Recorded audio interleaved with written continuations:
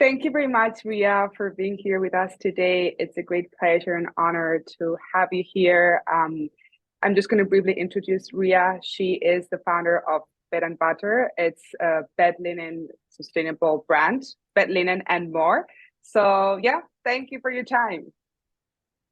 Did you see the smile on my face? This is the first time anyone's ever introduced me like that. And I'm so happy Oh, to be here. So thank you so much for having me.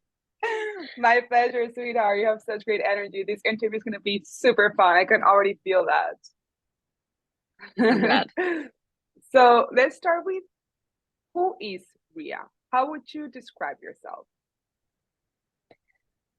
This is a very hard question and something I've been trying to think about a lot lately. And um, the answer that I came up with was Ria is a work in progress. But in this moment, as we speak, Ria is a 27-year-old entrepreneur trying to grow her business, trying to grow herself. She is dedicated, she's hardworking, and she will do whatever it takes to just be a better version of herself as well. Mhm. And why is it important to you to be the best version of yourself? Why do you strive for that? Because I feel like there's always things that I can do better, that I can manage better just within myself, be it like reacting to situations, be it my thoughts about certain things towards certain people, um, leading a more peaceful life. There's just always improvements that you can do as you live Mhm. life. Mhm. 100%. And what does peaceful mean to you, and why do you strive for a peaceful life?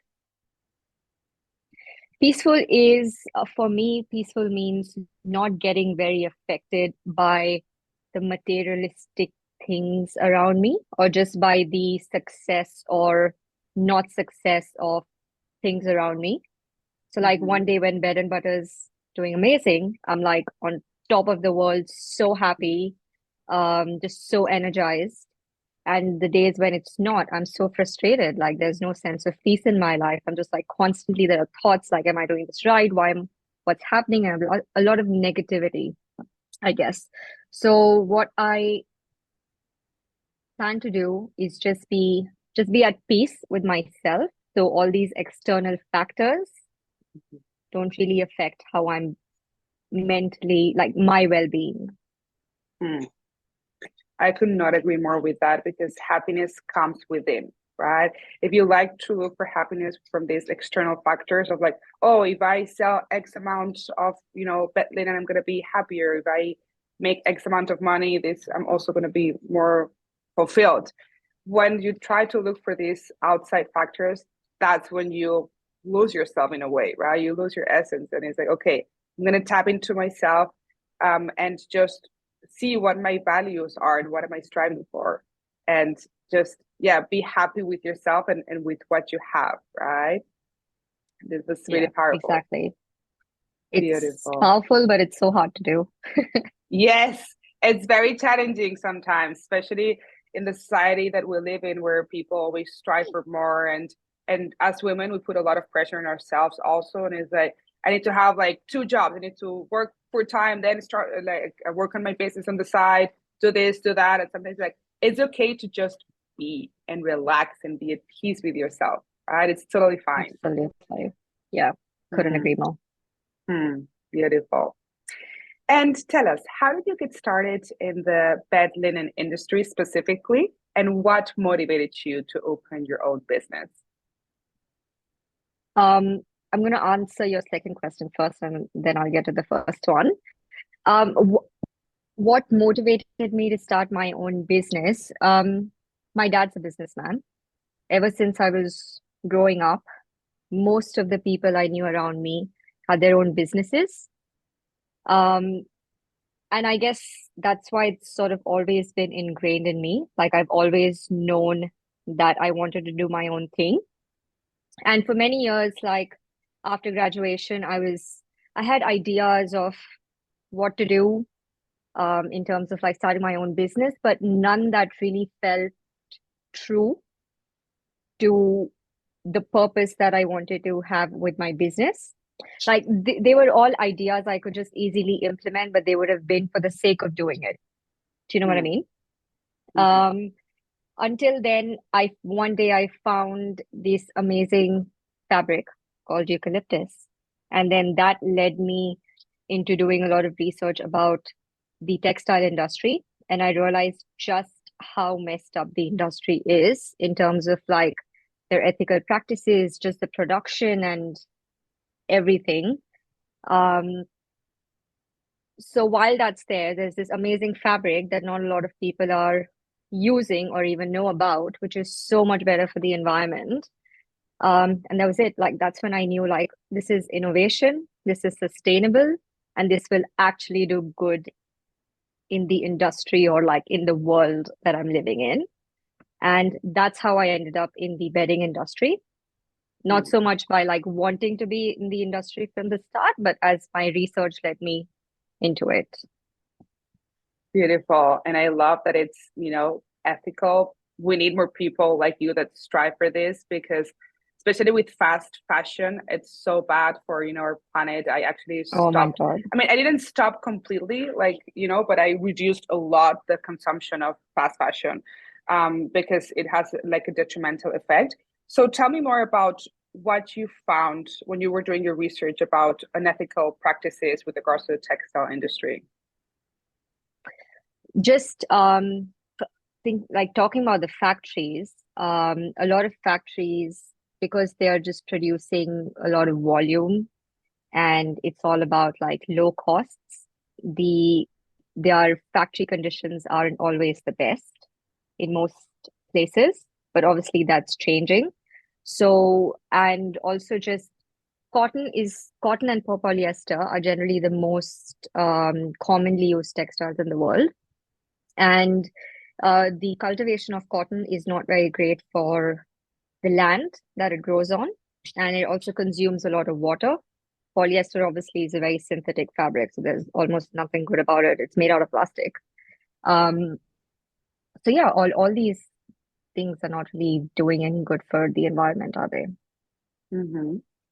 And why is it important to you to do good for the environment? Because like we have one planet, we Right? have one environment, right? So when you can do better, why not? Why just be any other brand just going for volume and profit? I Mm-hmm. mean, I am business, so profit is important, but that doesn't mean you have to harm the environment in doing so. Mm-hmm. And it's more expensive also, right? To be sustainable. Yes, from a business point of view, absolutely. Mm-hmm. Yeah. At least in But my case, that's been it. Yeah. yeah. However, I feel that our generation, like the mentality is changing. Like for me, I have no issues. I'm spending maybe like 50 euros more to buy a brand that is sustainable. I'm willing to invest that money because I sleep better at night, right? I'm like, I have these linens that are sustainable, that are comfortable, and I'm more at peace with myself. Like knowing that I'm having a positive impact in the planet makes me feel at peace. So I'm sure it does make you feel at peace Yeah, too. exactly. Just this morning, I was reading a report actually, and it said how 40% of Gen Z, was it 60? I think it was 60% of Gen Z, when asked if they were willing to pay a little bit more for a sustainable product, they would Mm-hmm. because they care. They understand the repercussions of all of the unsustainable products out in the market. Yes, you're very conscious. Yeah. And as a female business owner, do you face any unique challenges in the bed linen industry? And if you do, how do you navigate those challenges? I wouldn't say I have faced any challenges because I'm a female business owner. Mm-hmm. My challenges have been more around like just starting a new business, Mm-hmm. but also to say that a lot of the big bedding businesses, at least in Australia, are owned by women. So I guess that's a good thing. Mm-hmm. Uh, but yeah, I don't think personally I have not faced any issues because I'm a woman, like face any challenges because I'm a woman. Mm-hmm. And so, which challenges did you face in starting a business then? So many. The list goes on and on and on. From from getting a manufacturer that understands you and understands your values to then developing a product that you're happy with. Then starting a business, like doing marketing, just figuring out like what sort of um advertisement is going to work for your brand. Like you're starting from scratch, right? You have, if something's worked for some other company, doesn't mean it's going to work for you. So, so many things to do, so many things to try.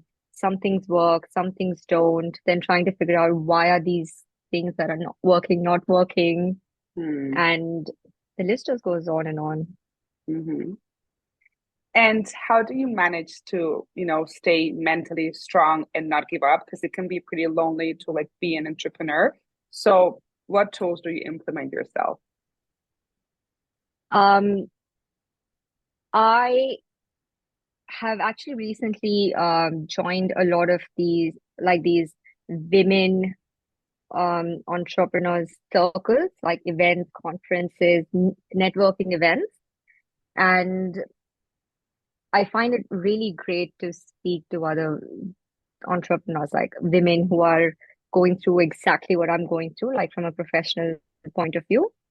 Mm-hmm. And I've also joined like for example, marketing groups where other small business owners also share like what's working for them, what's not working for them, ask questions and just push each other when it's needed. Then I'm trying to read more books as well.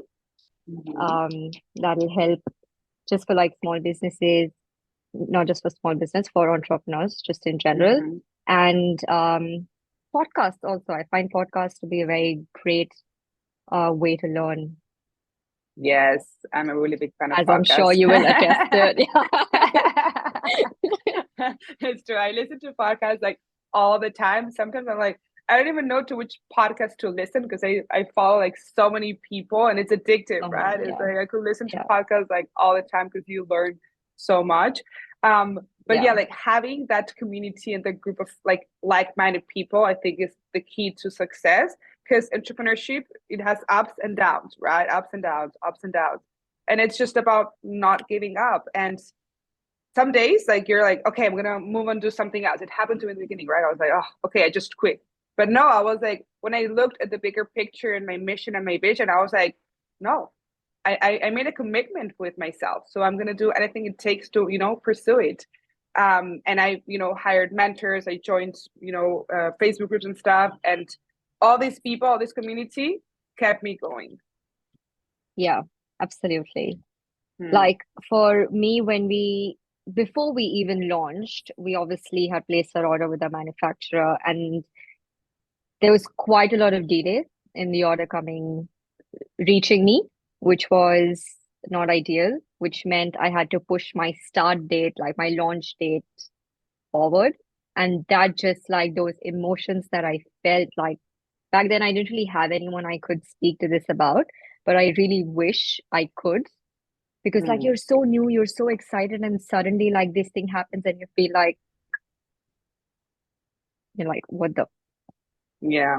this is not before I have even started, like I'm already facing this issue. So that was a bit of like a sad phase of my life. It was a challenge, but I overcame Hmm. that. And now I'm Hmm. here. Beautiful. Love that. Well done, sweetheart. And what was it like to leave your hometown, India, to move to Australia? How was that transition? Um, it was quite natural because the reason I left India was to do my graduate degree. And so it was to study. And I never thought that, oh, I have to be outside of um, India after I graduate. It was just that I landed in Australia in the last 2 years of my university and fell in love with the place. Figured let's work for a year or two and just see how the corporate world is. And that's how my 2 years became 8 years. So it's been 8 years since I've been in Australia. Wow. And do you see yourself living here in the long run, or you have no idea? I have no idea. I love It's that. just Just going with the it's flow. more so about family, right? Family is so far away. Yeah. So that's why sometimes I cannot give you like a hard yes or no. Yeah, it's just unknown because yeah, like family is for me also a really important pillar in my life. So your roots always call you, right? At some point in your life, definitely. Yeah. And what were your biggest cultural shocks in changing countries? The biggest shock was just how early everything shuts in Australia. Like I come from India where at 9 o'clock we'll think about going out for dinner, and here everything like most places shut by 6:30. And I remember the first day, my friends and I we landed in Australia as part of our university. We went out looking for like a restaurant at 7:30 in the evening. Everything was closed. We ended up like going to 7-Eleven, getting like bread and butter, and that was our dinner that night. So that was the biggest cultural shock for me moving to Hmm. Australia. Any other ones? Um, just like in I guess ways of working, I Hmm. find that it's a lot more informal. It's professional, but it's a lot more informal here. Like your colleagues can be your friends. And from what I have known from the Indian corporate world, that's not always true. Like it's very professional kind of work relationship, if you know what I mean. Yes, yes. And there's a lot of It's hierarchy as well. Here, it's yeah, more like there's more of a friendship. Like, doesn't mean that even if it's a CEO, you can yes, still be very open with them. yeah. Um, yeah, So it's more like a horizontal approach in Australia and vertical in India, right? It's more hierarchical. yeah, yeah. I mean, there's still hierarchy in terms of job titles, but Hmm, the way you are in the workplace is a lot exactly. more horizontal Yeah. here than it is in India. And what do you prefer? I think I prefer this any day. Like, even if I decide to um expand my business into India, this is very much how I'd want my company to be running there as well. Hmm. And why would you like to run your company that way? I think it's a lot more inclusive. Like people are free, their thoughts are free. That's when creativity happens. And when there's open communication, I feel work gets done better. And Hmm. when you put hierarchy, people can't be as open. At least I don't think people can be as open Yes, when it I comes to communication. yeah, I agree. And allowing, your colleagues, your employees to express themselves and be creative is definitely the key. Otherwise, you just stay stagnant and your brand or business does not evolve, right? Exactly. And what makes a company? The people make the company. Mm-hmm. So that's very Yeah, important that everyone's yeah, communicating well, happy, creative. yes. So relating back to what you just said, how do you prioritize, self-development and continuous learning as a business owner to be the best version of yourself, but also to be the best boss and leader for your employees? Um, I kind of spoke about this earlier, but it's mostly that, like in terms of resources and everything, books are quite helpful in that I find. I listen to a lot of podcasts, like I said, like for example, recently I've been listening to Diary of a CEO. Oh, I'm such And a big fan. I listen to it all the time. I love yeah, Stephen I Bartlett. love it. I love the stories. I love how other business leaders talk about what they do in different circumstances. And since I don't have experience doing that yet, I can only learn from them, right? Yes, So I really rely on other people's experience in all of these things. beautiful. And are there any specific goals or aspirations that you have for your brand? In other words, where do you see yourself, or where would you like to be in, like, let's say, 5 years from now? 5 years from now, I want bread and butter to be synonymous with a brand that does comfort but sustainably. And I want it to be present in multiple countries across the globe. And I want my product range to expand. Right now, we're doing bedding and socks, and we're working on expanding that product range. So, yes, that's where I want bread and butter to be in 5 years. Beautiful. And is there anything else that you would like to add before we end this interview? Anything you would like to share with us, with the world, with other female entrepreneurs, females from India, anything? Just in general, I feel like I'm too new to be saying this like an experienced person, but having started something, I think it's just important to start. I speak to a lot of people, like a lot of my friends, after they hear I've started my own thing, they're like, oh, even I want to do like have a side hustle or like have my own thing and etc. But they don't start. So I would say just start. If I've managed to start something, I'm sure everybody in this world can. Right? If we can do it, anyone can do it too. That's for sure. Because motivation is what gets you started, but then consistency and discipline are what keep you going, right? So it's about not giving up. And on those days where you're not feeling it as much, on those days you really need to work hard on, your mindset and look at the bigger picture and goal for sure. Absolutely. Beautiful. Thank you so much, sweetheart, for sharing your knowledge and your time with us. It's been a great honor and pleasure to have you here. And I wish you the best in your, business and next endeavors. Thank you. You too. Thank you for having me. This has been a very exciting opportunity for me. This is the first time I've ever done an interview. So Uh, so I'm so glad exciting. that I this am interview sure was with I'm gonna me. cringe.